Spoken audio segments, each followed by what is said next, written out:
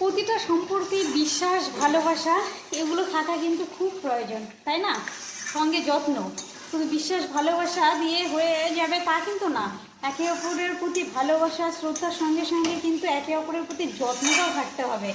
এই কথাটা কেন বলছি একটু পরে বলছি।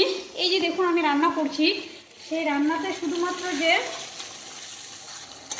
ঝাল মশলা বা তেল এই সমস্ত বেশি করে দিলেই যে সেই রান্নাটা সুন্দর হবে এরকম কিন্তু নয়।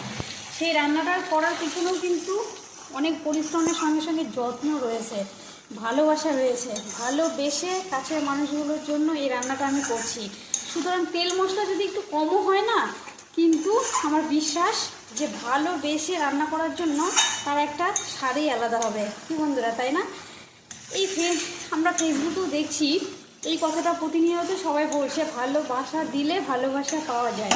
হ্যাঁ, অবশ্যই ভালোবাসা দিলে ভালোবাসা পাওয়া যায়, কিন্তু কিছু কিছু মানুষের ক্ষেত্রে এই ধারণাটা হচ্ছে যে আমি আপনার পোস্টে প্রতিনিয়ত থাকছি, কমেন্টের ভালোবাসা দিচ্ছি, কিন্তু আপনি আমার পোস্টে আসছেন না, কমেন্টের ভালোবাসাও দিচ্ছেন না।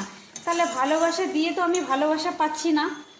একবার সেই সমস্ত নতুন বন্ধুদের, বিশেষ করে যারা এই ভুলটা প্রতিনিয়ত করছেন তাদের উদ্দেশ্যে বলছি, দেখুন বন্ধুরা, এইখানে কিন্তু ইচ্ছাকৃতভাবে যারা প্রফেশনাল মুড অন করে ফেসবুকে কাজ করছে, তারা ইচ্ছাকৃতভাবে কিন্তু কেউ আপনার পোস্টে ইচ্ছাকৃতভাবে কমেন্ট করছে না তা কিন্তু নয়। যেইটুক টাইম ফেসবুকে অ্যাক্টিভ থাকে, শেষ ততটুকু টাইমের মধ্যে যাদের যাদের পোস্ট তার সামনে আসে, সেই সমস্ত বন্ধুদের প্রতিটা পোস্টে আশা করি তারা প্রত্যেকেই থাকে। এইটুকু আমি বিশ্বাস করি, কারণ আমি এরকমই করি। যতটুকু টাইম ফেসবুকে অ্যাক্টিভ থাকি ততটুকু টাইম যাদের যাদের পোস্ট আমার সামনে আসে, সেই পোস্ট ভালো লাগলেও আমি সেই পোস্টে দেখে কমেন্ট করি, না লাগলেও দেখে কমেন্ট করি। তাই প্রতিনিয়ত যে সমস্ত বন্ধুদের এই ধারণাটা, আরেকটা জিনিস আপনারা হয়তো জানেন না, যে আপনাদের পোস্ট কারোর সামনে যাচ্ছে না মানে আপনার এনগেজমেন্টটা তার সঙ্গে অনেকটাই কম।